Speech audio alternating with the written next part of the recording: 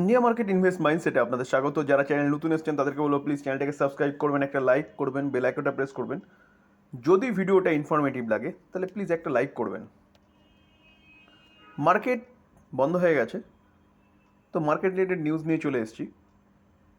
তার আগে বলবো, দেখুন, কালকে আমরা একটা নিউজ দেখেছিলাম পলিক্যাবকে নিয়ে, যেখানে কিন্তু 200 কোটি টাকার একটা ট্যাক্স চুরির কথা পাওয়া যাচ্ছিল। সেই নিউজটা নিয়ে কিন্তু আরেকটা নিউজ পাওয়া গেছে, যেখানে কিন্তু পলিক্যাব বিএসসি এবং এনএসসিকে জানিয়েছে জিনিসটা কি হয়েছে। তো এখানে কিন্তু চুরির যে বলা হচ্ছে যে ট্যাক্স চুরি করেছে 200 কোটিটা, সেটা কিন্তু ফলস। আপাতত কিন্তু কোনোরকম কোনো কিছু ডিক্লেয়ার হয়নি, বা ইনকাম ট্যাক্স ডিপার্টমেন্ট কিন্তু কিচ্ছু জানায়নি এখনও পলিক্যাবকে। তো সেই জায়গায় দাঁড়িয়ে যারা দেখতে চান তারা কিন্তু দেখে নিতে পারেন, আমি ডিটেলসে আলোচনা করেছি। দেখুন, বাজেট যত এগিয়ে আসছে না, তত কিন্তু রেলওয়ে স্টকগুলো কিন্তু রকেটের মতন ছুটছে। আজকে দেখুন আরকন ইন্টারন্যাশনাল ছুটেছে কত পার্সেন্ট? 7%-এর উপরে। দেখুন আরবিএনএলকে দেখলে দেখা যাবে আরবিএনএল কতটা ছুটেছে। আরবিএনএল ছুটেছে কিন্তু 6%-এর উপরে। যদি আইআরএফসিকে দেখা হয় তাহলে আইআরএফসিকে দেখলেও দেখা যাবে কিন্তু আইআরএফসিও কিন্তু 3%-এর ওপরে কিন্তু আজকে আপসাইড মুভমেন্ট দেখিয়েছে।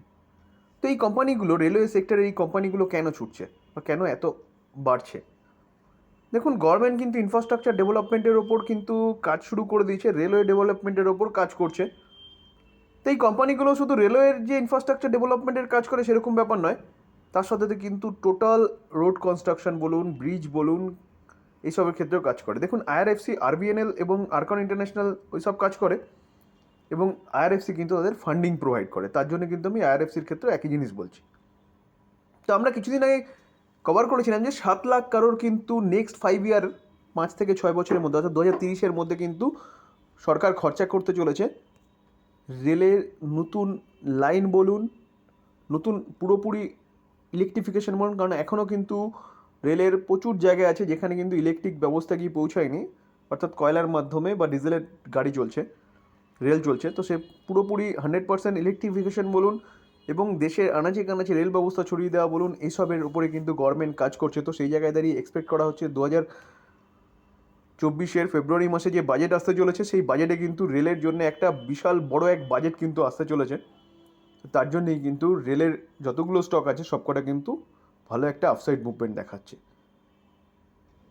এটা কিন্তু রিপোর্টের মাধ্যমে পাওয়া খবর। আমি কিছুদিন আগে কিন্তু কভার করেছিলাম যে 7 লাখ কারোর কিন্তু নতুন লাইন বলুন, ইলেকট্রিফিকেশন বলুন, ডবল লাইন বলুন, বা যে বন্দে ভারত চলছে তার জন্যে নতুন করে লাইন পাতা বলুন, এইসব কিন্তু জন্যে আসতে চলেছে এই বাজেটে।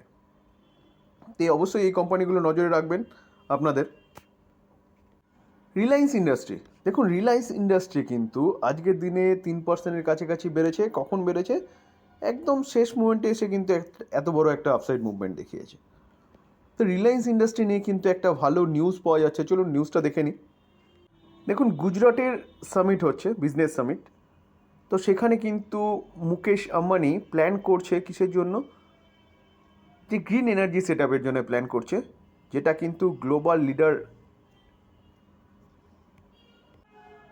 লিডার করবে গুজরাটকে। ঠিক আছে, দেখুন, Ambani plan to make Gujarat global leader in green energy, অর্থাৎ গ্রিন এনার্জি সেগমেন্টে কিন্তু আম্বানি গুজরাটকে গ্লোবাল লিডার করতে চাইছে। মানে বোঝা গেল যে রিলায়েন্স হচ্ছে রিনিউয়েবল এনার্জিতে কিন্তু কাজ শুরু করতে চলেছে গুজরাটে।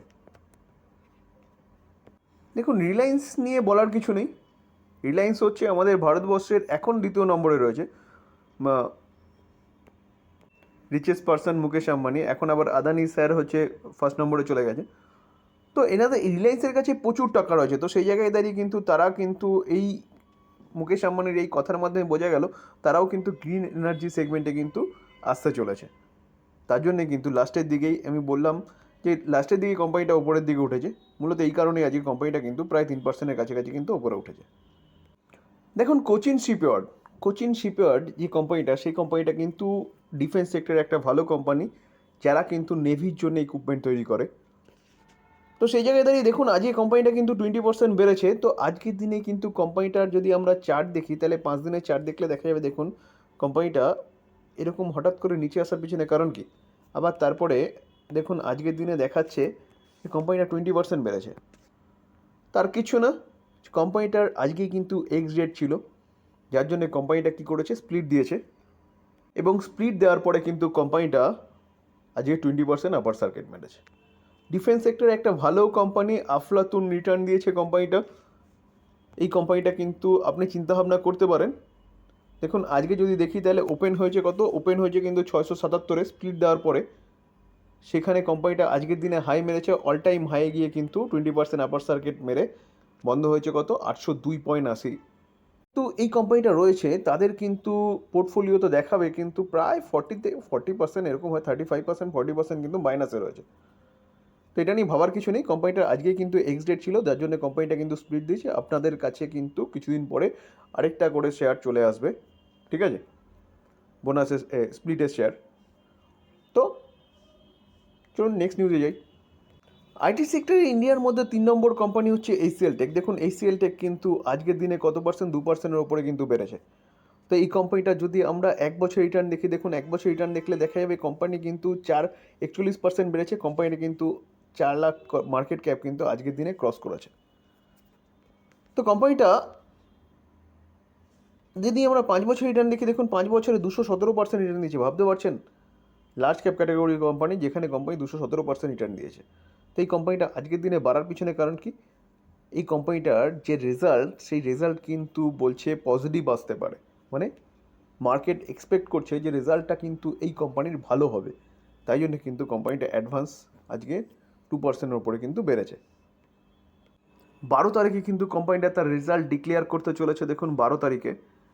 তো সেই জায়গায় দাঁড়িয়ে কিন্তু সবাই এই কোম্পানিটার রেজাল্টের জন্য কিন্তু 12 তারিখের কথাটা মাথায় রাখবেন, ফ্রাইডেতে। দেখুন আরেকটা জিনিস দেখিয়ে দিই, যখন আমরা রেজাল্ট দেখছি তাহলে 11 তারিখে কিন্তু দুটো দিগ্গজ আইটি সেক্টরের কোম্পানির কিন্তু রেজাল্ট আসতে চলেছে, যেটা কিন্তু আমরা দেখতে পাচ্ছি কোথায়, 11 তারিখ, অর্থাৎ কাল বাদে পরশু। ইনফোসিসের রেজাল্ট আসতে চলেছে 11 তারিখে, এবং তার পাশাপাশি কিন্তু টিসিএসেরও রেজাল্ট আসতে চলেছে 11 তারিখে। তো আমরা রেজাল্টগুলো নিয়ে অবশ্যই কভার করব। তো এই রেজাল্টের নোটিফিকেশান পেতে গেলে কিন্তু বেল আইকনটা প্রেস করতে হবে, তার সাথে কিন্তু অল বাটনটাও কিন্তু প্রেস করতে হবে, তাহলে গিয়ে নোটিফিকেশানটা আপনাদের কাছে গিয়ে পৌঁছাবে। এছাড়া যত ভালো কোম্পানি আছে সব কটার আমরা চেষ্টা করব কভার করার, কারণ এরপরে কিন্তু আস্তে আস্তে আস্তে আস্তে আরও রেজাল্ট বাড়তে শুরু করবে Q3। দেখুন এইচডিএফসি এএমসি 11 তারিখে রেজাল্ট আছে। তারপরে 5 পয়সা যে ব্রোকিং হাউসটা রয়েছে, তারও কিন্তু 11 তারিখে রেজাল্ট আছে। চলুন নেক্সট নিউজে যাই। দেখুন network 18 media and investment limited, এই কোম্পানিটা দেখুন আজকের দিনে কিন্তু 20% আপার সার্কিট মেরেছে। তো কোম্পানিটা 20% আপার সার্কিট মারার পিছনে কারণ কি, দেখুন কোম্পানিটা যদি আজকের দিনে 20% আপার সার্কিট মারার পিছনে কারণ বলেন, তাহলে কিন্তু কোম্পানিটা 155.5 কারোর লিগাল একটা ডিল কোম্পানিটা কিন্তু পেয়েছে, যার জন্য কিন্তু কোম্পানিটা আজকে 20% আপার সার্কিট মেরেছে। যেখানে কিন্তু অ্যারাউন্ড বলছে 1.3 করোড় শেয়ার, পার্সেন্টেজ হিসাব করলেও কিন্তু 1.3% ইকুইটি শেয়ার, যেটা কিন্তু চেঞ্জিং হ্যান্ড, অর্থাৎ হাত বদল হয়েছে, ঠিক আছে। তার জন্যই কিন্তু আজকে কোম্পানিটা হচ্ছে 20% আপার সার্কিট মেরেছে। স্পাইস জেট, দেখুন স্পাইস জেট যে কোম্পানিটা, এই কোম্পানিটা কিন্তু একের পর এক ভালো নিউজই আসছে। দেখুন আজকে 5% মতন বেড়েছে। তো 5% বাড়ার পিছনে কারণ কি, চলুন কারণটা দেখি। কোম্পানিটা বাড়ার পিছনে যদি কারণ বলেন, তাহলে কোম্পানিটা আজকে 5% বেড়েছে কিসের জন্য, কোম্পানির এজিএমে কিন্তু প্ল্যান করছে 2250 করোড় একটা ফান্ড রাইজের কথা। তো কোম্পানি তার বিজনেসটাকে কিন্তু এক্সপ্যান্ড করছে, কারণ এভিয়েশন সেক্টরে কিন্তু একটা ব্যাপক সুযোগ আছে ভারতবর্ষের বাজারে। যার জন্য কিন্তু আমরা দেখেছি যে ইন্ডিগো যে কোম্পানিটা, সেই কোম্পানিটা তার বিজনেস কিন্তু এক্সপ্যান্ড করার জন্য একের পর এক কিন্তু পদক্ষেপ নিয়ে যাচ্ছে। তো স্পাইস যেটাও কিন্তু তাই করার চেষ্টা করছে। আজকে কিন্তু এর জন্যই কোম্পানিটা 5% মতন কিন্তু আপসাইড মুভমেন্ট দেখিয়েছে। দেখুন মণিপুরম ফাইন্যান্স এই কোম্পানিটা দেখুন আজকের দিনে কিন্তু 4%, প্রায় 4.5%-এর মতন কিন্তু নিচে পড়েছে। তো কোম্পানিটা 4.5% নিচে পড়ার পিছনে কারণ কি, মণিপুরম ফাইন্যান্সের কিন্তু একটা আর্ম বলতে পারেন যে আশীর্বাদ মাইক্রো ফাইন্যান্স। তো মণিপুরম ফাইন্যান্স কিন্তু এই আশীর্বাদ মাইক্রো ফাইন্যান্সের কিন্তু আইপিও আনতে চলেছিল। তো সেটাকে কিন্তু সেবি কী করেছে, সেবি কিন্তু হোল্ডে রেখেছে, অর্থাৎ এখন কিন্তু অ্যাপ্রুভ দেয়নি, ঠিক আছে? এটা কোথা থেকে পাওয়া যাচ্ছে? এটা কিন্তু মিডিয়া রিপোর্টের মাধ্যমে পাওয়া যাচ্ছে, রিপোর্টের মাধ্যমে, ফাইনাল খবর কিন্তু এটা নয়, ঠিক আছে? তো যার জন্যে কিন্তু আজকে মণিপুরম কিন্তু 5%-এর কাছাকাছি কিন্তু পড়েছে। টাটা পাওয়ার, দেখুন টাটা পাওয়ার আজকের দিনে দেখলে দেখা যাবে কিন্তু 2%-এর কাছাকাছি কিন্তু কোম্পানিটা আপসাইড মুভমেন্ট দেখিয়েছে। টাটা পাওয়ার যে সেগমেন্টে এখন কাজ করছে না, রিনিউয়েবল সেগমেন্ট বলুন কি ইলেকট্রিক ভেহিকেলসের ইলেকট্রিক চার্জিং স্টেশন বলুন, দুটো বিজনেসই কিন্তু আফলাতুন বিজনেস। তো সেই জায়গায় দাঁড়িয়ে একের পর এক কিন্তু নিউজ এই কোম্পানিটার সম্বন্ধে প্রায় প্রতিদিনই পাওয়া যাচ্ছে।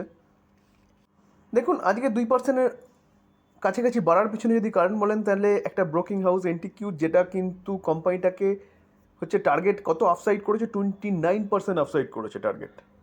আমি সবসময় বলি যে এই টার্গেটটা কিন্তু একদিন দুদিন বা এক মাসের জন্য নয়, এক বছরের জন্য কিন্তু এই টার্গেটটা দেওয়া হয়, যেখানে কিন্তু কোম্পানিটার আগে কি টার্গেট দেওয়া হয়েছিল, আগে 422 দেওয়া হয়েছিল, সেখান থেকে কিন্তু বাড়িয়ে তারা কত 450 করছে। তো কারেন্ট যে প্রাইস চলছে সেখান থেকে কিন্তু 29% কিন্তু একটা আপসাইড মুভমেন্ট দেখাতে পারে। আমরা কালকেই কিন্তু টাটা পাওয়ার নিয়ে একটা নিউজ কভার করেছিলাম, যেখানে কিন্তু কোম্পানিটা 70,000 করোড় কিন্তু কোম্পানিটা খরচা করতে চলেছে কোথায়, রিনিউয়েবল সেক্টর নিয়ে তামিলনাড়ুতে।